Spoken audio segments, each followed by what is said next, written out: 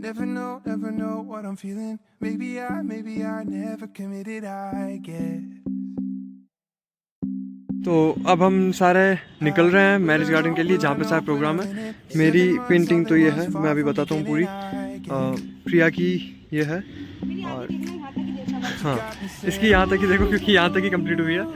और इसकी पेंटिंग देखो इतनी शानदार। इसका नाम लिखा है इसने fresh air.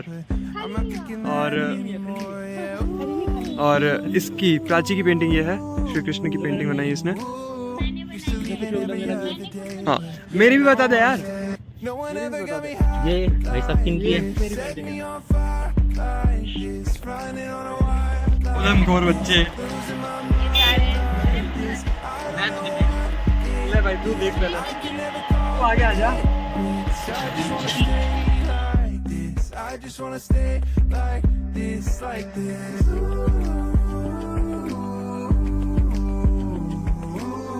I just wanna stay like this. I just wanna stay like this. Meanwhile, Time at a time, better get it. Recognize prime when you see it. I hope.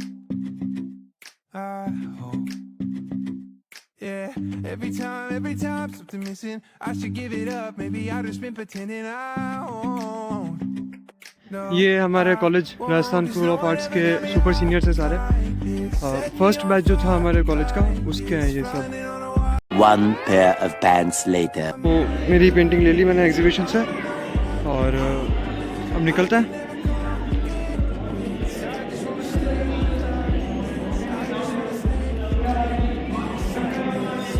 दुआ लगा चाल छुट्टी चले ले।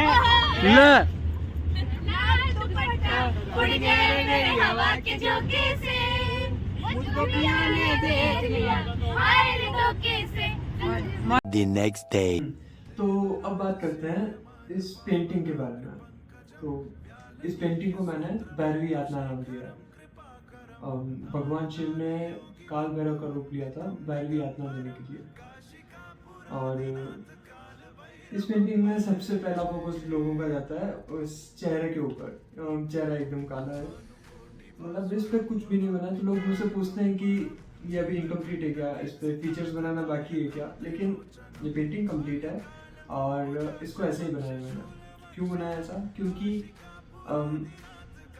ऐसा बोला जाता है कि भगवान शिव वह शून्यता है जहाँ से सब कुछ आया है। Shiva is emptiness. तो वही दर्शाने के लिए, वो उसी नथिंगनेस, उसी एम्प्टीनेस को दर्शाने के लिए मैंने इसे खाली छोड़ा है। और इसमें एक विरोधाभास ये है कि चेहरे के ठीक ऊपर बस माथे पर चंद्रमा है।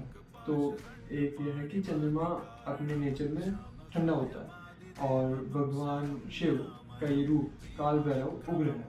तो ये एक दूसरे के नेचर से बिल्कुल विपरीत है। और दूसरा ये कि जो चंद्रमा से रोशनी निकल रही है वो क्रिएशन को दर्शाती है। तो क्रिएशन और नथिंगनेस दोनों एक विरोधाभास हो गए।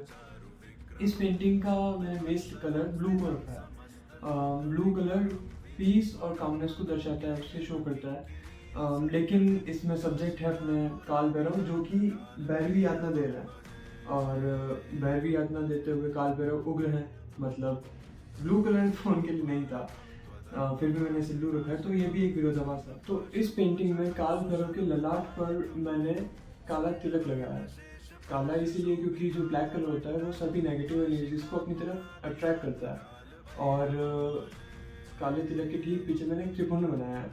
त्रिपुंड भगवान शिव का प्रतीक है, और ये पीस और पॉजिटिव एनर्जी को जनरेट करता है। और उनके ठीक ऊपर मैंने एक लाल टीका लगाया है। लाल टीका शौर्य और शक्ति को शो करता है या फिर प्रेजेंट करता है। विशुद्धि चक्र जो कि अपने गले में होता है, और उसके ऊपर भी मैंने एक त्रिपुंड बनाया है। और अब आते हैं इस पेंटिंग के नाम भैरवी यातना पर। तो पेंटिंग के इसी पार्ट की वजह से मैंने इसका नाम भैरवी यातना रखा था। तो इस पेंटिंग के अंदर एक सोल है जो भैरवी यातना से सफ़र कर रही है। इस सोल की आंखों में आग है, जो कि भैरवी यातना में जलने का प्रतीक है। और इससे जो आंसू निकल रहे हैं वो भैरवी यातना से जो पीड़ा उत्पन्न हुई है उसका प्रतीक है। तो अब आपको बताता हूँ कि भैरवी यातना होता क्या है। तो भगवान शिव ने काल भैरव रूप भैरवी यातना देने के लिए ही लिया था। तो इसमें ऐसा होता है कि जब एक इंसान का डेथ का टाइम आ जाता है, मृत्यु के क्षण जब आ जाता है, तो वो जैसा भी इंसान रहा है, अच्छा बुरा कैसा भी, तो उसके कई जीवन काल एक साथ उसके सामने आ जाते हैं। अब उसमें वो सुख दुख दर्द पीड़ा जो कुछ भी डिजर्व करता है, वो सब कुछ उसे कुछ माइक्रो सेकंड्स में मिल जाता है, जो कि उसके साथ कई जीवन कालों में होना था, कई जीवन कालों में उससे जो मिलना था वो कुछ माइक्रो सेकंड्स में मिल जाता है। तो इसकी इंटेंसिटी इतनी ज़्यादा स्ट्रॉन्ग होती है कि एक इंसान उसे झेल नहीं पाता है, उसे सहन नहीं कर पाता है। तो ये जो यातना होती है, इसी को भैरवी यातना बोला जाता है। शोक मोह दैन्य लोभ कोप ताप नाशनम प्रयान्ति काल भैरव